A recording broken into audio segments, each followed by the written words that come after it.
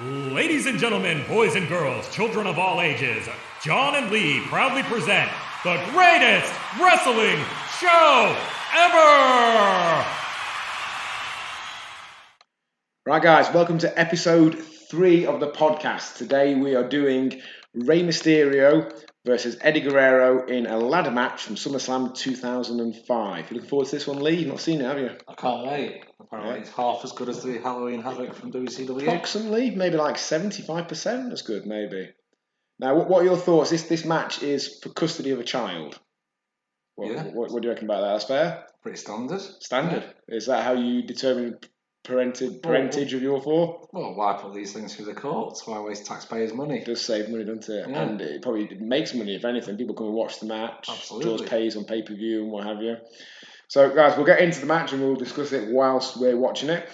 So, we're on SummerSlam 2005 on the network. We're currently at 26 minutes, 15 seconds in, which is actually a couple of minutes before the timestamp for the start of the match, because the start of the match is them coming out.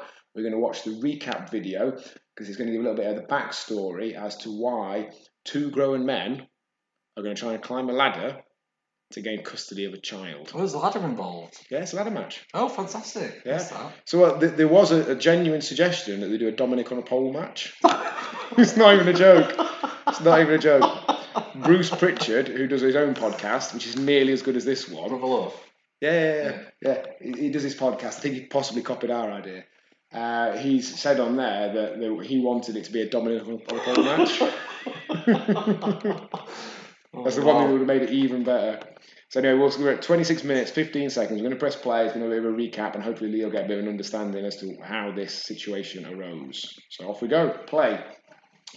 Just showing the last few seconds of outside the MCI Centre in Washington, which is where this show was held on August 21st, 2005.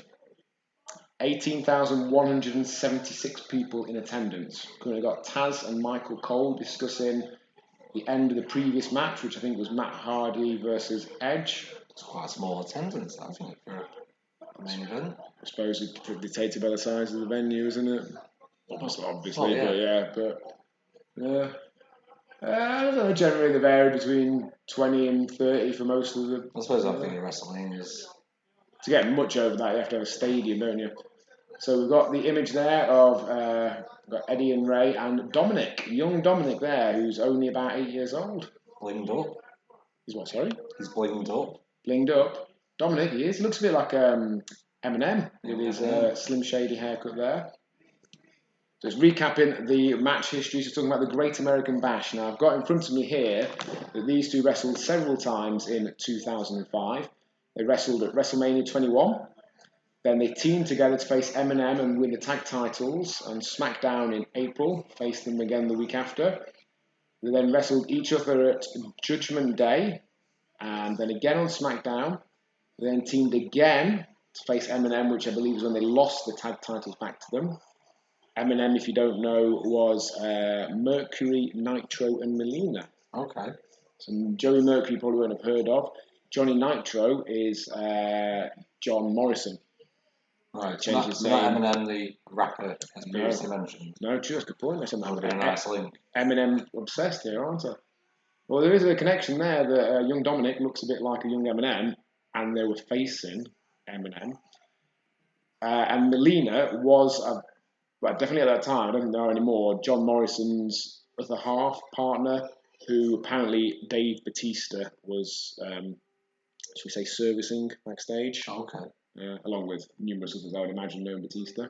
So has Eddie just read out some kind of paternity test there? So my understanding of where this kind of originated was a couple of years before Eddie Guerrero released his autobiography, and in it he said, and this is true, that he had a brief period of separation during his struggles with his alcohol addiction from his wife Vicky Guerrero, and during that time he fathered another child, which is true. But there was no details of said child, and they decided to tie that into this existing storyline by claiming that baby Dominic was actually his. Well, I don't think the timelines quite work out. I think said child would have been born in something like 2001, whereas Dominic would have been born in like 97. Yeah. But they were friends during that period, and Eddie would have been around their house, so it is feasible. So you got Vicky there. Oh, not Vicky, sorry. What's Ray's wife called? Angie, is that right? Angie, yeah. So the recapping, I think also as well part of the history of this feud was that Eddie felt that he couldn't beat Ray. Ray kept beating him in the previous matches. Just show there, Eddie winning the world title from Brock Lesnar. Do you know who did that? No. Yeah. This was No Way Out 2004, so a year and a half before this. Eddie faced Brock Lesnar for the WWE title, so the linear title. No Way Out. And won the world title, so good match, worth watching. Very emotional. He then defended against Kurt Angle at WrestleMania that year before dropping it to JBL, Bradshaw as was. Okay, yeah. At some point that summer in a Texas bull rope match, if I remember correctly. And Bradshaw had an absolutely thrilling reign, which culminated in dropping the belt to John Cena at the aforementioned WrestleMania 21, the same night that Eddie and Ray wrestled for the first time here. Do you think this would work better than as a Dominic on a pole match? Yeah, part of me is wishing you hadn't told me that now because I'm almost disappointed that he's not on a pole. How would you have made that rule work? Would it be the first one to get to Dominic or the first one to get him back down and I suppose he'd have to be strapped to the pole. Yeah, and then you climb up using a ladder or some other method? Using a ladder or however you can to get up there and whoever unties him. But then they have to get him down to win. Like if for example you got hold of Dominic but then you dropped him, like when you're doing a title match or a Money in the Bank match or a ladder match and you drop the belt, you haven't then won, have you? The first one on the floor holding it. That's how Otis won Money in the Bank, wasn't it? It's exactly the case. So that would have been a good ending. Somebody gets to the top and drops Dominic. Yeah. And then maybe Ray catches him. Early practice for taking bumps for him. Yeah. Becoming useful against Seth Rollins 15 years later at SummerSlam. Did you see Seth giving him that beating with the kendo stick? I did. Oh, there's an element of paying his dues there. So after taking Ray's eye, of course. Of course, yeah. Yeah, blind, isn't he? Yeah. Favourite part of that was when he was chasing him around saying, "Give me that eye." Yeah. Interesting storyline that. Eddie looks absolutely massive here. He does look huge though, doesn't he? Huge. So he's not a big guy. So is Eddie a heel here or? He is, yeah. He's a heel, yeah. Yeah, I think generally when you're... the ladder there, I'm sure it's... Not a very big ladder that one, is it? Because Eddie's not tall. That's not like Eddie's massive. That's a relatively small ladder compared to some of the ladders. It is, and the briefcase looks standard height for a ladder match. Do you remember, like, the first ladder match was to say, like, Razor Ramon and Shawn Michaels from WrestleMania 10, they had what is probably a fairly standard sized ladder. But then by sort of 2000 onwards, when they were doing the TLC matches, they went for the massive ladders. And now when you watch the old ladder matches back, they look tiny. Yeah. It looks like a midget ladder. So Eddie's there at ringside now. He's giving Dominic a little pat on the head. So was there any suggestion during this whole storyline of where Dominic's allegiance lay? Was it with... I think it lay entirely with Ray. Yeah, I believe so. I think he's a bit conflicted. He doesn't know what to believe. And what was Angie? What was she saying about all this? I don't particularly remember saying anything. I just remember just standing there looking a bit sad, angry. I think that's perhaps the extent of her acting ability. I understand from things I've read and heard since that Dominic, people would ask him at school who his real dad was and all that sort of stuff. I always find it fascinating when people, on one hand, they'll take the piss out of wrestling and call it whatever. They'll question its legitimacy. Then they'll fully buy into the storylines. So, like, actual wrestlers go to the shop and someone's like, I can't believe you did that thing on Raw the other night. Or they'll say things to their kids over what their dad's been up to and what have you.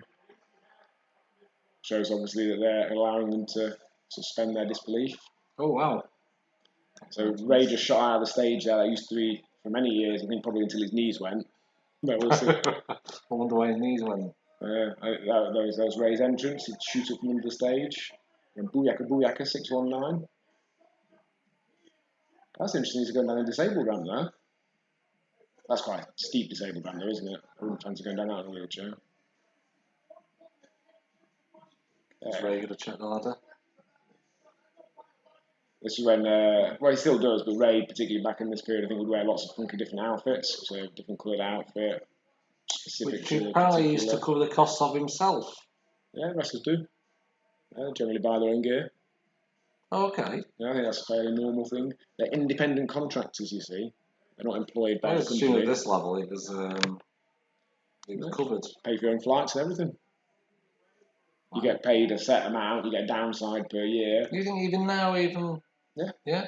It's I think in part to maintain the facade of being independent contractors. So there's been numerous times over the years where there's been challenges to try and get them recognised as being employed and therefore have the benefits that being employed brings. But they've always managed to resist it because they don't want to pay for those benefits. But to me, I completely get it. If you're on the independent scene, you're an independent contractor, you just get paid per match. But when you work for WWE, you're told to be at a set place at a set time, dressed in a set way, to do a set job in a set way, literally micromanaged down to the nth degree. Yeah. I can't interpret that any other way than being self-employed. You can't do any other work at the same time. Generally the definition of self-employment is more outcome-based, as in you have to produce an outcome and you have flexibility on how you achieve that. That isn't the case with these guys.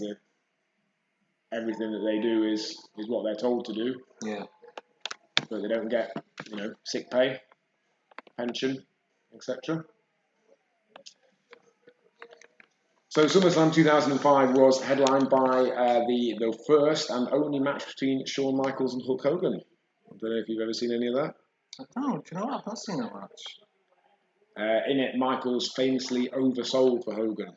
So when he's taking Hulk's big moves, he's flailing all over like a chicken flapping away. Okay. When he takes the big boot at the end, he goes down, jumps up to his feet, pirouettes around several times, and takes a massive bump on his back in position for the leg drop. Oh, no. to make a point against the Hulkster for his political manoeuvrings.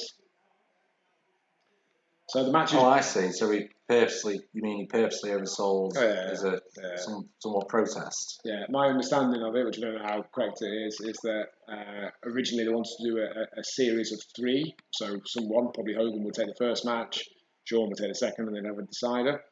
And then it seemingly Hogan decided just to do one match and just he was going to win. And Shawn wasn't happy about that, and that was his somewhat spitting the dummy out of the pan type reaction to that. Yeah. Now, the bell's only rang now about 30 seconds ago, and I'll be honest, I'm running out of things to say. We've got nearly 20 minutes to fill. I've got some fun facts for you. Go on, give us a fun fact. Some just random. I'll give you one of each then. So, Eddie wrestled and won his first wrestling match at the age of 9. Wow, that is young. And Rey Mysterio, and I do remember this actually, was once romantically linked with Jennifer Aniston.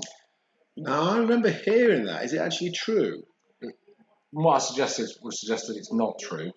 Yeah. But it gathered quite a lot of momentum. So definitely do remember hearing something to do with that. Now, Eddie sadly died not long after this match. I don't know if you're aware of that. Yes, I am, yeah. He suffered a fatal heart attack on November the 13th, 2005. Supposedly, just a hereditary heart defect, but the amount of extra muscle mass he's carrying there, along with having had a confirmed alcohol and painkiller addiction, does raise questions, shall we say. Yeah. Do you want to know what I was doing on the day that Eddie Guerrero died? What's it? Yeah, I had the worst wrestling match I ever had, ever. Okay. I remember it because I remember being in the changing room and the news came out that Eddie had died. We were wrestling, I've gone blank on where it is, but that's not particularly important. It was somewhere just off the M25. Driving down the motorway, and the motorway westbound was closed. So we had to go eastbound all around M25, opposite around London. So we're ringing up Tish, who was the daughter of the owner of the company and the ring announcer, to tell her we were running late. And she says, Ollie, who was in my car with me, said, you're on first against Dean, who he'd wrestled numerous times at that point. So Ollie's changing in the cars and barreling down the motorway. Oh, and look at that, springboard drop kick there from Ray, knocking Eddie down. Dom's happy. What are your thoughts on Dominic as a wrestler? He's got some good moves, hasn't he? Yeah, he's all right. He's better than I thought he'd be. He still looks a little bit babyface, though, doesn't he? So anyway, it looks a bit out of place, but he's like you say, he's got some decent moves in there. He does move differently. So a lot of the wrestlers that come to the WWE system, they've been in developmental, NXT, etc. They're very samey. Yeah. Whereas he does look a little bit different and moves a little bit different. He's got a different sort of style, which might benefit him. So anyway, Ollie's getting changed in the back of the car. Literally drive up to the stage door. Stage door's open. You can hear Dean's music. Dean's already out in the ring. Ollie runs straight out into the ring as his match with Dean. Tish tells me I'm on second against a guy called Cameron Steele. So I run down to the changing rooms, getting changed, chatting to this Cameron guy about the match just before we go out. Basement drop kick there under the bottom rope into Eddie and the ladder. We go out and have this match with this guy called Cameron Steele, and it was the worst match I've ever had. It was shocking. But the punchline to that one is, after the match, I went backstage and chatted about it, and he didn't seem to think it was all that bad. And I said, "Oh, don't worry about it, mate. When I first started, I used to mess up and what have you." And he went, "Oh, I've been wrestling 8 years."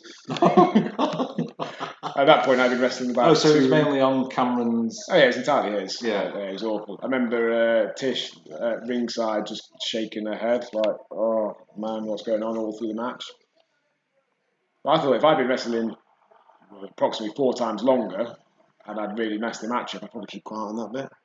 I wouldn't mention it. Well, I suppose it's more worrying that he didn't even realise that he'd messed up. Yeah, he didn't seem to. He didn't seem overly concerned. He was found by Chavo, his nephew, actually. Chavo Guerrero is actually Eddie's nephew. Okay. Yeah. So you're only 3 years apart, but a different generation, because Chavo's father, Chavo Sr., is the first of the Guerrero brothers, and Eddie is the youngest, I think the 4th. So there's whatever it'll be, 17, 18 years between them. Only 3 years between Eddie and his nephew.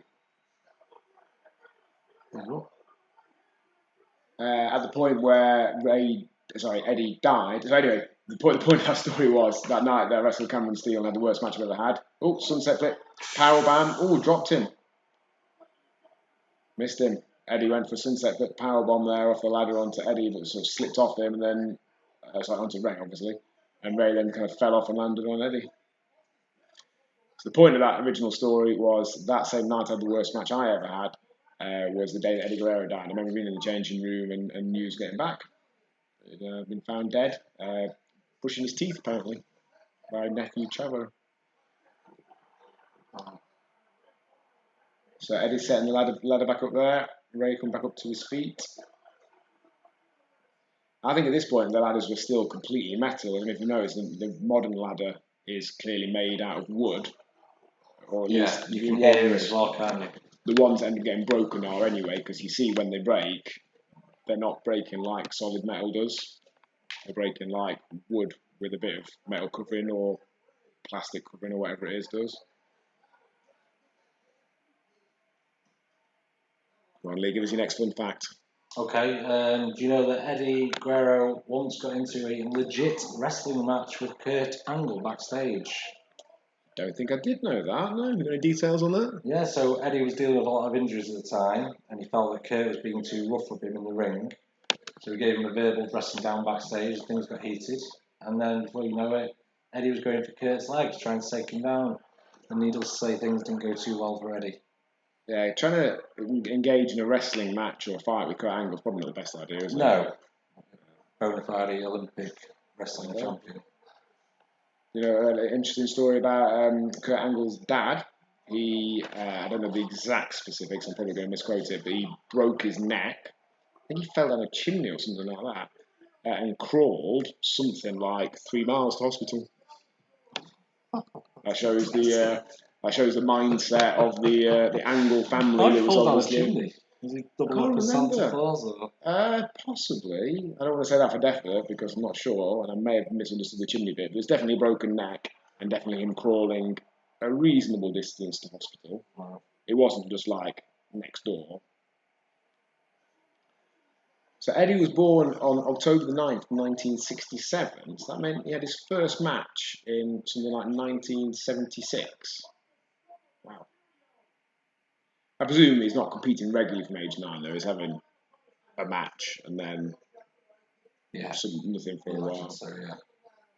A few of the wrestlers, So like that's- Eddie, the sons of wrestlers, did that. So Davy Boy Smith Jr., the British Bulldog's son, I think he had his first match aged something like 9 or 10 or something like that. He had his first WWE match when he was about 12, I think, if I remember correctly. Yeah, him and Tyson Kidd, as is now, and I think it was Harry Smith. No, sorry, not Harry Smith. Teddy Hart, sorry. And one of the other Hart grandchildren all had a match when they had a show in, I think it was Calgary, when they were literally all like 12 and 14. Stampede match, WWE match. Oh, WWE match. Yeah, goodness me. So Eddie just, no, it was right around. So Ray just gave Eddie a variation of a backdrop off one ladder onto another, but then the ladder buckled and Ray fell and landed on the buckling ladder, which was particularly painful. Just flashed young Dominic in the crowd. Now Dominic is considerably taller than Ray, isn't he? Now, Yeah. yeah. Which maybe lends some sort of credence to the fact that Eddie maybe is his father, although Eddie's not particularly tall either. Maybe like the great Khali or something like that's his dad, really. So he's averaged out. It's not that tall. Well, he's averaged out. It's halfway between Mum Angie, who I presume is fairly small, and Dad, the great Khali. Or maybe, I was going to say Andre the Giant, but he'd been dead 4 years before Dominic was born, so that doesn't quite work. Is it the great Carly you're talking about with the phone, the mobile phone? Well, it wasn't a mobile phone, it was I think it was a landline. So this story, if anyone's interested, is I had 2 tryouts with WWE. The first one was in... Was it the first one? Must have been the first one. 2005, November 2005 at the Sheffield Arena. I think maybe it was the second one actually. The second one was at the Manchester Arena in 2008. I think maybe it was then actually. I was backstage just wandering around with my mate Ollie, the aforementioned Ollie that I mentioned from the show in Dorking. Ooh. So Ray just went for a roll-up Hurricane Rana and Eddie flicked him backwards onto a ladder propped up in the corner, which looked painful. So anyway, I was backstage at, I think it was Manchester Arena, walking around with my mate Ollie, and I just happened to glance through a door, and the great Carly's there, sat on a chair, dialing on the phone, but it looked like a normal-sized adult with a Fisher-Price chair and phone. It honestly looked ridiculous. I see in my mind's eye, the phone is in the palm of Great Colley's hand. It probably wasn't, it's not that big, but it just looked like it was sat in his hand, and he's mashing it with his massive fingers. I feel like his fingers are too big to hit the keys, and he's just like swatting at it. And me and my mate Ollie then just about managed to retain our laughter until we got round the corner. There we go. Eddie's climbing up to Dominic's in the ring. Domis is in. He's shaking the ladder. He's not shaking it all that vigorously, is he? Yeah, he's not. What's Eddie going to do to him now? Apparently, Eddie and Ray always did get on well, and Dominic saw Eddie as something of an uncle. Eddie always looked out for him and spent time with him when he saw him. To be fair, to say Dominic's like 8 there, he's not all that much shorter than Eddie, is he? No. He's obviously showing some combination of him having a reasonable amount of height and Eddie having a lack of thereof. Thought about this time, I don't know if you know, just before Eddie died, WWE were planning a major Guerrero Shawn Michaels feud. Yeah, they're going to wrestle each other at the following WrestleMania 22 the following year. But we instead, if I remember correctly, got Kurt Angle versus Shawn Michaels, which was an excellent match. So we didn't do too badly.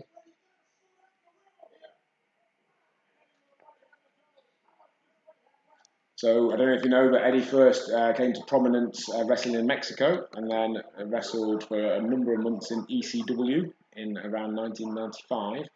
And then him, Dean Malenko, and Chris Benoit all came into WCW at the same time via their relationship with New Japan Pro Wrestling, because New Japan and WCW had a bit of a working relationship. Yeah. And they requested that those 3 particularly came into WCW in Maine for their new cruiserweight division that they were launching. So they came in and requested that. Then But he was a jobber, wasn't he, at WCW first? probably, maybe a little bit to start with, but he then held the US title, the Cruiserweight title. If I can give you a bit more background there. So Guerrero spent his early career in Mexican promotions and formed a popular tag team with Art Barr. Art Barr sadly died in 1994. Then Guerrero received his first mainstream exposure in the US by joining ECW. He won the ECW World Television Championship, moved to WCW where he became the United States Champion and Cruiserweight Champion, and led the Latino World Order, which was based on the New World Order, the NWO, which had been set up a year or so before by Scott Hall, Hulk Hogan, and Kevin Nash. He's helping there, Eddie. I know. So Eddie's got Ray in a shoulder ride and he's lifting him up towards and he span it round into a sunset flip powerbomb.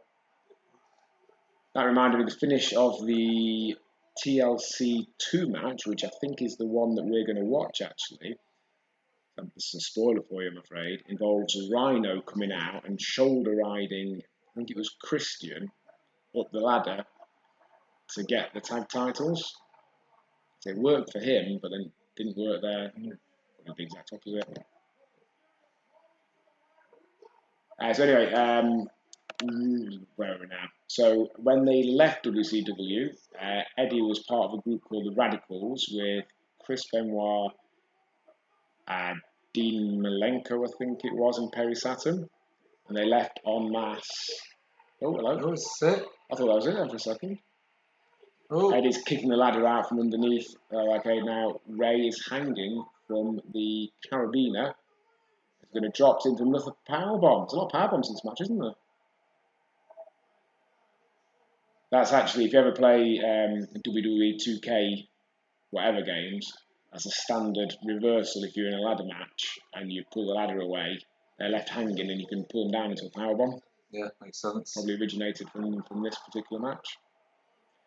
So anyway, the Radicals, as they were called, all left WCW en masse in January of 2000 and came to WCW. Now, hang on, they weren't called the Radicals to start with, they were called Revolution in WCW. They left en masse, came to WWE and became the Radicals. And then the following year, 2001, Eddie was actually released after, I think, if I remember correctly, he was caught with a DUI, driving under the influence. Okay. And he spent maybe a year, maybe a bit less than that, maybe eight months or so in the independent circuit, so sobering up, rebuilding his reputation before being rehired by WWE and going on to becoming the world champion in early 2004. In fact, I've got the exact details in front of me. There we go. They, with colleagues Chris Benoit, Dean Malenko, Perry Saturn from a group called the Radicals. He won the European Championships and Intercontinental Championship before being released in 2001 due to addiction issues.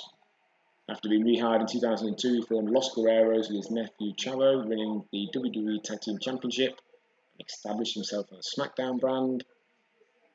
Won the world title.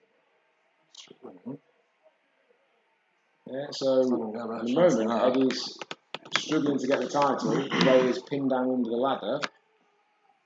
Move the ladder and he's left hanging. Do you know we've got Paul Heyman to thank for Rey Mysterio? From being in ECW, you mean? Yeah, so he brought the luchadors from Mexico. It's basically the United States' first taste of that sort of fast-paced action. Oh, that could have been bad there. Ray just pulled Eddie down from hanging and he landed on one leg. That could have been a nasty injury. Yeah, Ray, one of those luchadors was. Right, this is the famous bit. Look how angry Eddie is. So that is the bit. He's swearing there and saying where the F was Vicky. Vicky Guerrero was supposed to come down and interfere at that point. She didn't. She obviously missed a cue or got confused or what have you. That's why it looked a little bit... when he was trying to release the case? Yeah. That's why it looked a bit odd, I think. I've seen that clip of him before, of him hitting the canvas and saying, where was Vicky? It's obviously in relation to she was supposed to come out and do there and they had to ad-lib to make that work. Look how angry he is. He's furious. I was going for the Three Amigos, the triple suplex. Roll through the hips. There was talk when Eddie died that he was about to enter into a feud with Batista, and people say that apparently he was due to win the world title from Batista, but I think that's largely hearsay, shall we say. Another fun fact actually related to tryouts. So I had my first WWE tryout about a week after Eddie Guerrero died. If I can tell you, it was 8 days after he died. He must have died on the Sunday. And then the following Monday and Tuesday, 8 and 9 days later, we were at the Raw and SmackDown tapings in Manchester.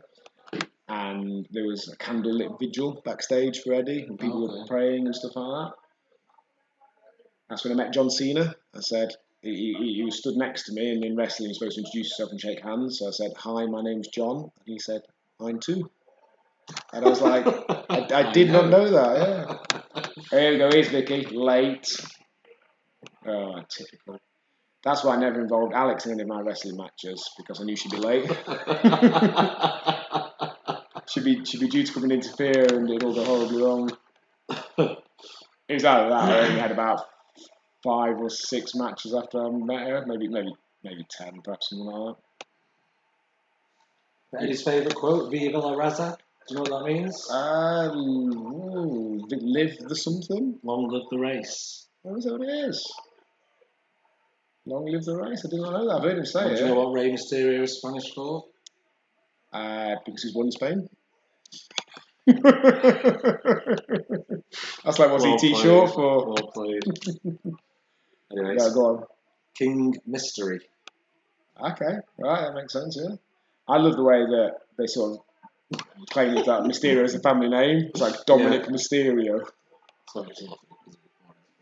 When Dominic started school, do you think he introduced himself as Dominic Mysterio? I reckon he did, yeah. You've got to hope so, really. But if you want to know, their surname is, I don't know how to pronounce that, Gutierrez. Yes, that's, yeah. So, Ray's about to win. So Oscar Gutierrez, born December 11th, 1974, has just won the match. He has gained custody of his own son because Eddie's wife, Vicky, stopped Eddie climbing the ladder. Dominic's over the moon now. He's well happy. So he's clearly not interested in raising. Exactly. He's got enough kids already. Yeah. He's not interested. So Ray had his first match age 14 in 1989. So Ray has been wrestling for 36 years. As you correctly said, came to ECW. Paul Heyman brought them in. It was him and Juventud Guerrero had a well publicised match in about, I want to say, March of '96. And then about June, July of '96, he'd been signed by WCW. Won the Cruiserweight title not long afterwards from Dean Malenko, if I remember correctly. Spent the next few years in WCW winning the Cruiserweight title. I think he won the tag title as well. He was still in WCW when they closed their doors in March 2001. Because he was contracted to AOL Time Warner, as were people like Hulk Hogan and Kevin Nash, etc., his contract wasn't bought by WCW, so he didn't then debut in WWE until SummerSlam 2002, where he faced Kurt Angle. Every day's a school day, isn't it? Angie seems a bit underwhelmed for me there. So, there we go. Ray's run back in and given Eddie a shot with the briefcase. So maybe Angie doesn't like Dom and she wanted to lose him to Eddie. That would make sense. That would make sense. Yeah. Maybe that's why Vicky was delayed. Maybe Vicky and Andrew were fighting backstage. I don't want him. I don't want him. It's your child now. Yeah, could be. And Rey Mysterio Senior, of course, was Ray's uncle. Yeah. So based on that, does that make Dominic third generation or not? See, his great uncle and his dad have been wrestlers. Does that make him third generation? Well, it's family, I suppose, yeah. Because whatever you said there, the same answer would have to apply to The Rock. Because The Rock isn't third generation from the same line. His grandfather on one side, and his father, who isn't the son of the grandfather. I see what you're saying. But there are 3 generations. I'm happy to count 3 generations. So during his time with WWE, Rey Mysterio has achieved sustained success. He's a 3-time world champion. All of his world title reigns were pretty poxy though. Don't know if you know, he won the world title at WrestleMania the year after this. It was after Eddie died. They did a storyline where supposedly it was related to Eddie's death and it was all a bit in ill taste and people didn't like it all that much. He then won the world title again in, I want to say 2011. It was after the CM Punk John Cena Money in the Bank match, which we're going to cover soon, when the title was held vacant. John Cena and Rey Mysterio wrestled for it on Raw in the opening match, with Rey winning. And then they had a rematch on the last match of the show, where Cena beat him for the title. So we had an hour and a half long title reign, which seems a bit pointless. So what was the reason behind the rematch at the end of the... I can't particularly remember. I don't quite know why they worked it out that way, why they didn't just do one match and have Cena win it. Ray once refused to put over for Dolph Ziggler. I don't blame him. I think I'd refuse to put Ziggler over. 2009. Okay. He is the 21st Triple Crown and 21st Grand Slam winner in WWE history. Departed the company originally in 2005 and then came back. I think he reappeared in the Greatest Royal Rumble in 2018 and then came back full time from the Royal Rumble last year. I think it would have been 2019. What was he doing in between? Do you know?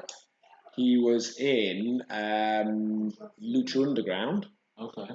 Which is another promotion in America that films quite a different style of wrestling. Actually, it's very much filmed in the way a normal TV program would be. So, the camera views are where you couldn't have a camera if it was a real sporting event.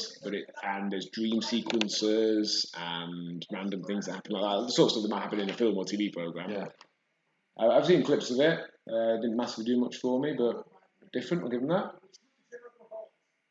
Okay, I think we have covered in depth there Rey Mysterio versus Eddie Guerrero, custody of Dominic ladder match. We were saying before about how it could have been a Dominic on a pole match. There was once a personal pole match.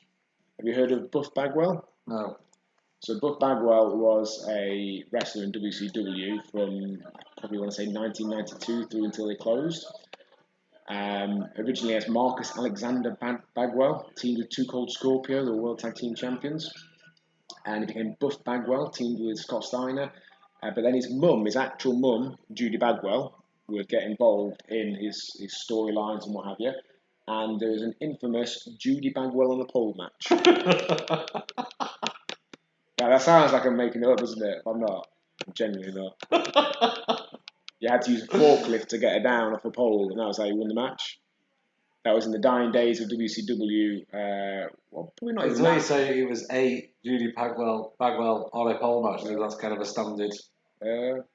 Like a ladder match, a Judy Bagwell. I suppose calling it a Judy Bagwell on a pole match suggests that there's more than one Judy Bagwell. Exactly, that's what I'm saying. We use this particular Judy Bagwell. Right, anyway, so that was this match. Now, so we've had so far, we've had a tag match, we've had a ladder match. What do you think would make sense for the next match? Maybe put one of the women's matches in? Yeah, I think that'd be a good idea. So we've got 3 altogether. We've got the 2 women's title matches, which is Asuka versus Becky Lynch from Royal Rumble last year. We've got Trish against Lita from Unforgiven 2006. Or we've got the women's tag team title Elimination Chamber match from Elimination Chamber last year, the Boston Hub Connection against Carmella and Naomi, Mandy Rose and Sonya Deville, and Nia Jax and Tamina, and the Iconics. So I reckon maybe one of the singles matches. The Becky match. Yeah, Asuka versus Becky. Yeah. 17 minutes and 10 seconds. Good. Right, guys, hope you enjoyed, again, our random ramblings. If you didn't, then just keep it to yourself. Don't mention it. Maybe just lie. Maybe tell everyone you absolutely loved it. Send them the link, get them to download it, and just forget that you didn't enjoy it. If you did enjoy it, let us know. Comment on the posts and what have you. But ultimately, we're just doing this for our own amusement. And if anyone else likes it, that's a bonus, isn't it? Absolutely. Thanks for listening.